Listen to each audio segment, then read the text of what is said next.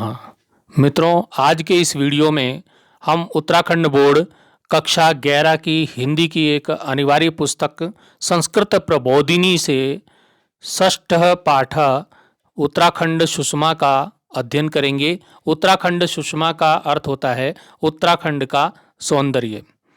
मित्रों, यह जो पाठ है पत्र शैली में लिखा गया है।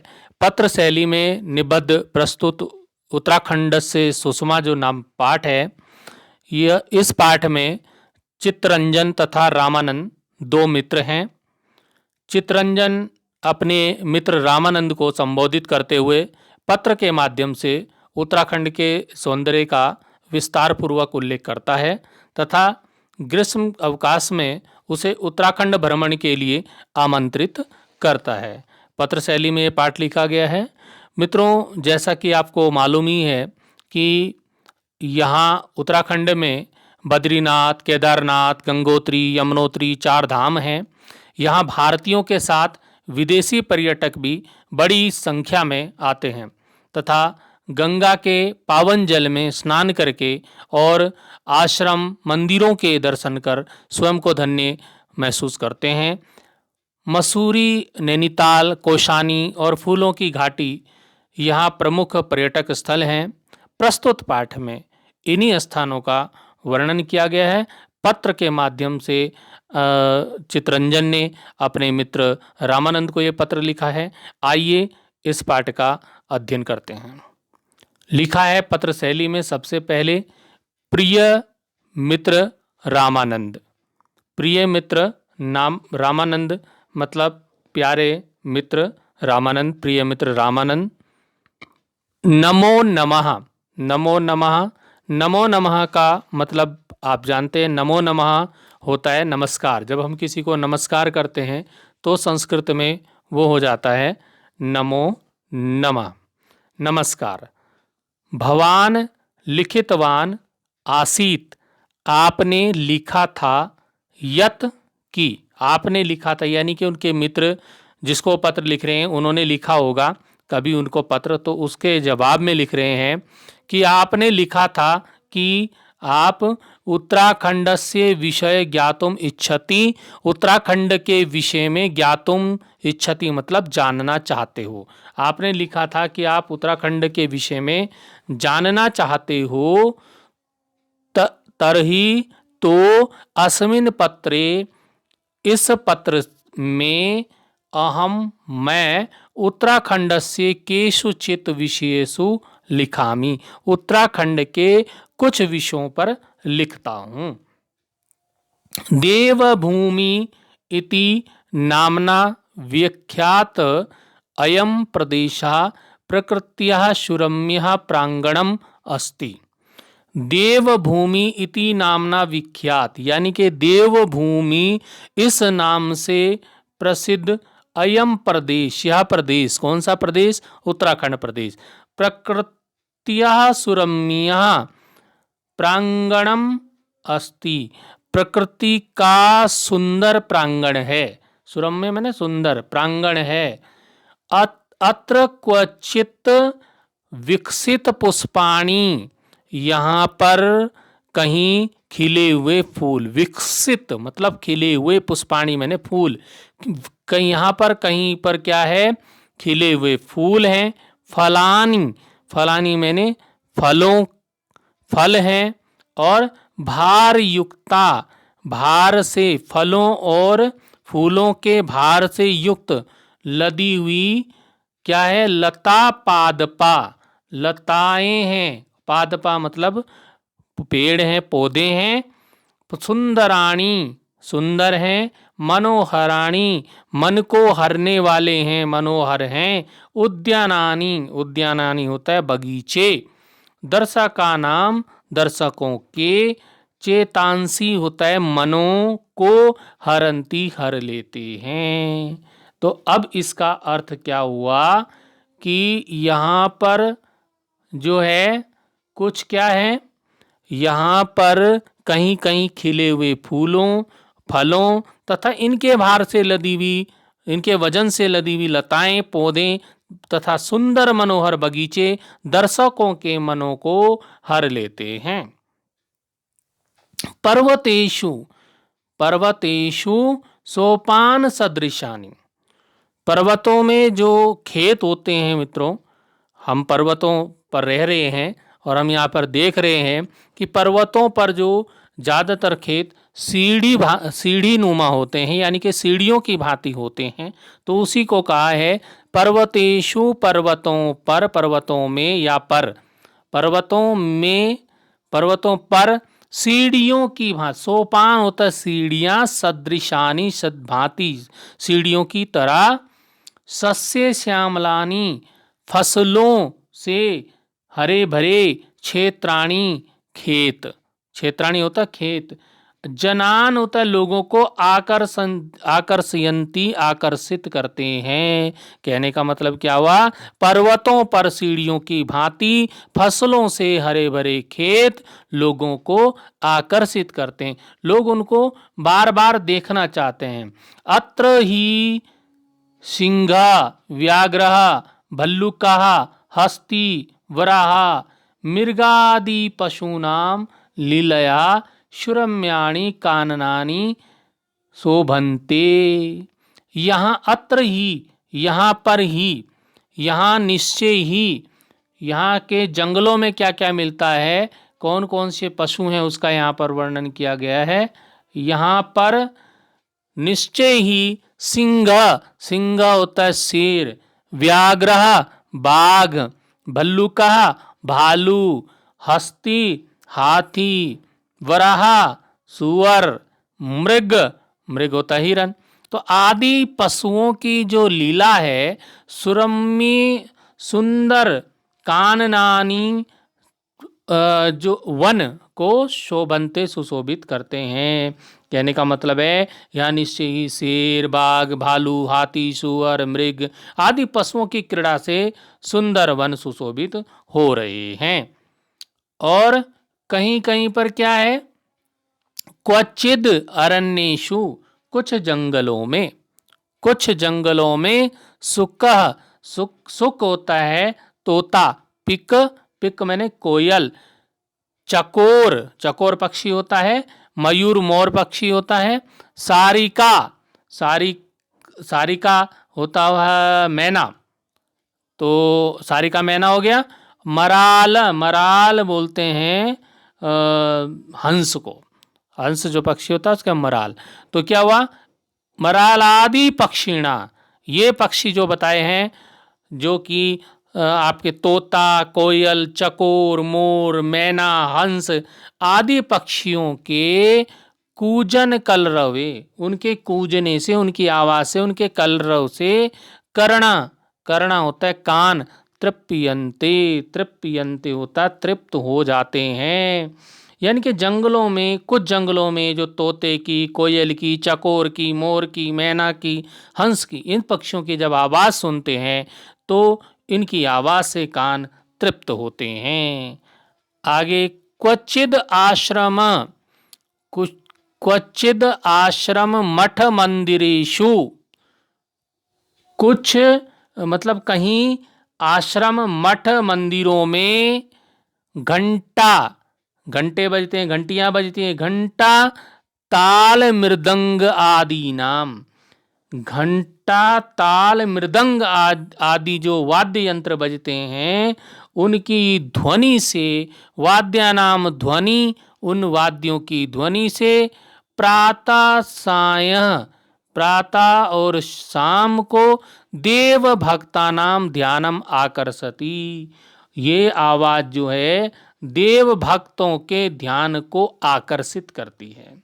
यानी कि आश्रम में, जो मठ मंदिरों में, आश्रमों में घंटे की आवाज़, ताल मृदंग की आवाज़, ये वाद्य यंत्रों की जो आवाज़ें हैं, ये ध्वनि सुबह शाम देव भक्तों का ध्यान आकर्षित करती हैं। जो देवताओं के, ईश्वर के जो भक्त होते हैं उनका ध्यान आकर्षित करते हैं।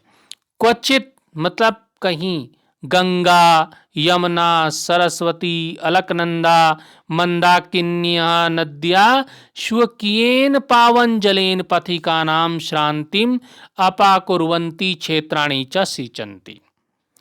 मतलब कहीं पर जो ये नदियां बहती हैं, जो नदियां मैंने बताई अभी, कौन कौन सी, गंगा यमुना सरस्वती अलकनंदा और मंदाकिनी, ठीक है।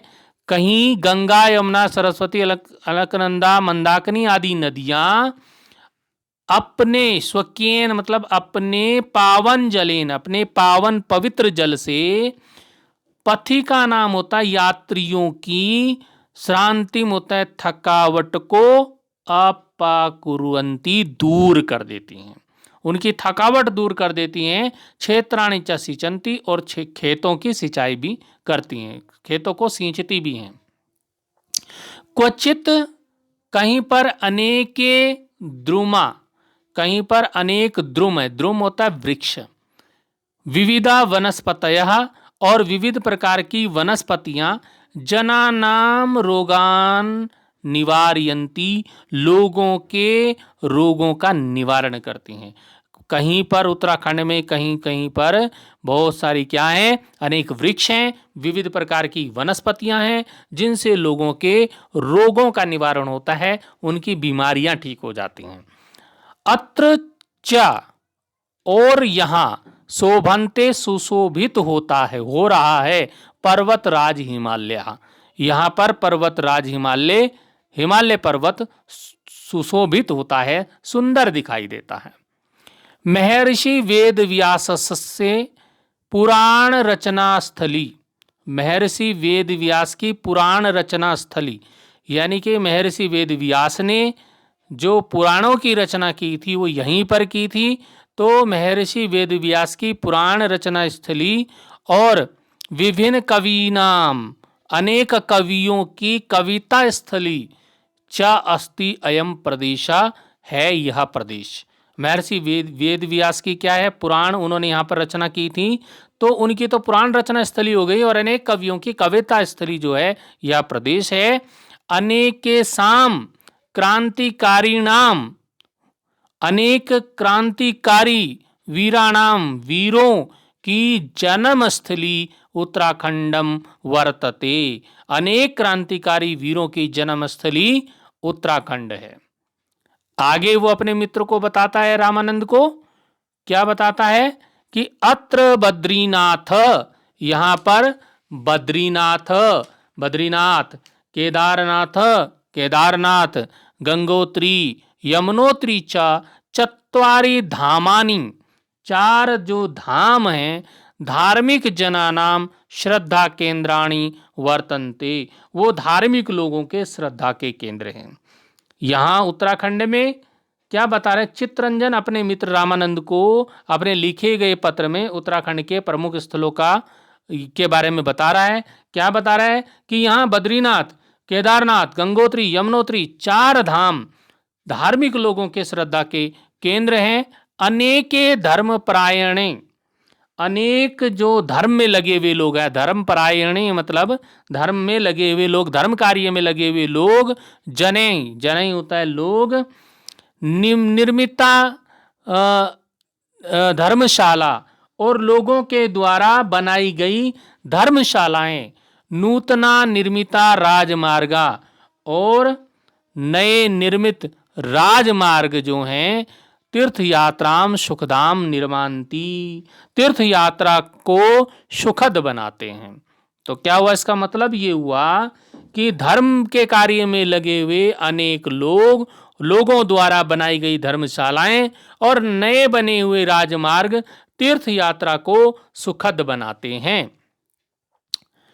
इसके बाद प्रतिवर्षम, प्रतिवर्षम न केवलम भारतस्येव, प्रतिवर्ष न केवल भारत के ही अपितु विदेशी का भी, अपितु विदेशी भी, विदेशों में रहने वाले भी, प्रतिवर्ष केवल भारत के ही नहीं अपितु वरन विदेशों में रहने वाले लोग भी अधिकाधिक संख्याम अत्र समागच्छन्ति, अधिकाधिक संख्या में यहाँ आते हैं। तो कहने का मतलब चितरंजन बता रहे रामानंद को कि केवल भारत के ही नहीं वरन विदेशों में रहने वाले लोग भी अधिक से अधिक संख्या में उत्तराखंड में आते हैं। तीर्थयात्रीणी गंगाया पावने शीतले च जले स्नात्वा मठ मंदिरेषु च भगवत दर्शनानि कृत्वा आत्मना जीवनम धन्यम कुर्वन्ति। तीर्थयात्री जो होते हैं, तीर्थयात्री तीर्थों की यात्रा करने वाले लोग, उनको तीर्थयात्री बोला जाता है। तो तीर्थयात्री तीर्थों की यात्रा करने वाले लोग गंगाया पावन शीतले जले, गंगा के पावन शीतल, पावन माने पवित्र और शीतल जल में स्नान करके मठ मंदिरों में जाते हैं। मठ मंदिरों में काय के लिए जाते हैं? भगवत दर्शनानि कृत्वा, भगवान के दर्शन करने, भगवान के दर्शन करके आत्मना जीवनम, अपने जीवन को धन्यम कुर्वन्ति, अपने जीवन को धन्य करते हैं। तो तीर्थों की यात्रा करने वाले लोग गंगा के पवित्र और शीतल जल में स्नान करते हैं, उसके बाद मठ मंदिरों में भगवान के दर्शन करके अपने जीवन को धन्य धन्य समझते हैं। ठीक है। अब तत्रैव पर्यटनार्थम समागता, तत्रैव वहीं घूमने के लिए, तत्रैव पर्यटनार्थम समागता, वहीं घूमने के लिए आए हुए लोग। कुछ तो तीर्थयात्री के लिए, तीर्थ यात्रा करने के लिए आते हैं, कुछ घूमने के लिए आते हैं। तो वहीं पर जो घूमने के लिए आए हुए जो यात्री हैं, अपी यात्रिका, यात्री भी मसूरी, नैनीताल, कौशानी, कुसुम उपत्यकादिषु, कुसुम होता है फूल, उपत्यकासु मतलब घाटी, फूलों की घाटी, आदि सुरम्य स्थानेषु, आदि सुरम्य सुंदर स्थानों में आकर के प्रकृति के मनोरम सौंदर्य, विलोक के मनोहर सौंदर्य को देख करके स्वर्ग सुखमिव अनुभवंती, स्वर्ग के सुख के समान ही आनंद अनुभव करते हैं। तो इसका मतलब ये हुआ कि जो तीर्थयात्री आते हैं वो तो अलग हुए, वहीं घूमने के लिए आए हुए यात्री भी मसूरी, नैनीताल, कौशानी, फूलों की घाटी आदि रमणीय स्थानों पर आकर प्रकृति के मनोहर सौंदर्य को देखकर स्वर्ग के समान सुख को अनुभव करते हैं। ऐसा लगता है कि स्वर्ग यही है, यही है, यही है। अत्रत्य जना सरला, अब यहाँ के जो लोग हैं वो कैसे हैं?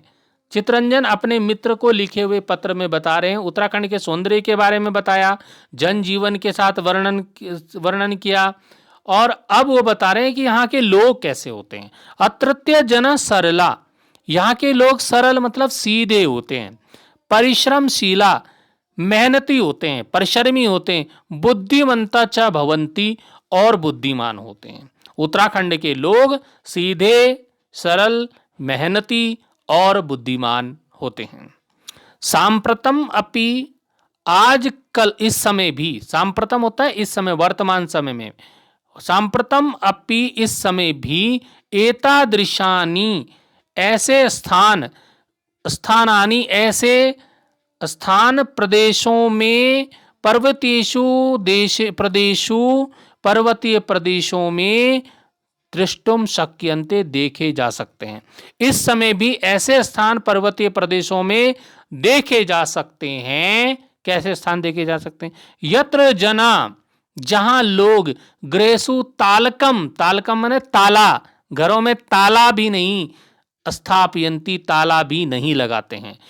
उत्तराखंड में अभी भी इस समय भी ऐसे स्थान देखे जा सकते हैं पर्वतीय प्रदेशों में, मैदानी क्षेत्रों की बात नहीं कर रहे हैं, इस समय भी ऐसे स्थान पर्वतीय प्रदेशों में देखे जा सकते हैं जहां मनुष्य आज भी घरों में ताले नहीं लगाते हैं, वहां चोरी डकैती का डर नहीं है। अत्रत्य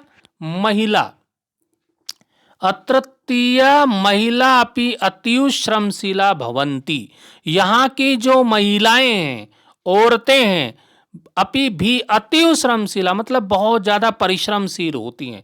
यहाँ की औरतें भी बहुत महिलाएं भी, स्त्रियां भी क्या होती हैं, अत्यंत परिश्रमी होती हैं, अत्यंत मेहनती होती हैं। एतदेव कारणम अस्ति, यही ही कारण है कि यत की प्रतिवर्षम देश विदेशतः, प्रतिवर्ष देश विदेश से लक्षशः जना, लाखों लोग अत्र आगत्य, यहाँ आकर जीवने नूतनोत्साहम आनंदम शांतिम च प्राप्नुति।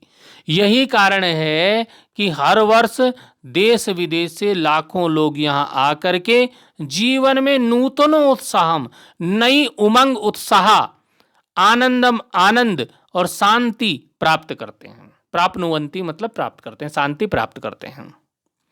भवान ग्रीष्मावकाशे अत्र, आप, अब कह रहे हैं अपने मित्र को, अत्र आगच्छति, यदि आप गर्मी की छुट्टी में यहां आते हैं, यदि आप गर्मी की छुट्टी में आते हैं, चेत समयेन सूचयतु, तो समय से सूचित कर देना, समय से सूचित करो।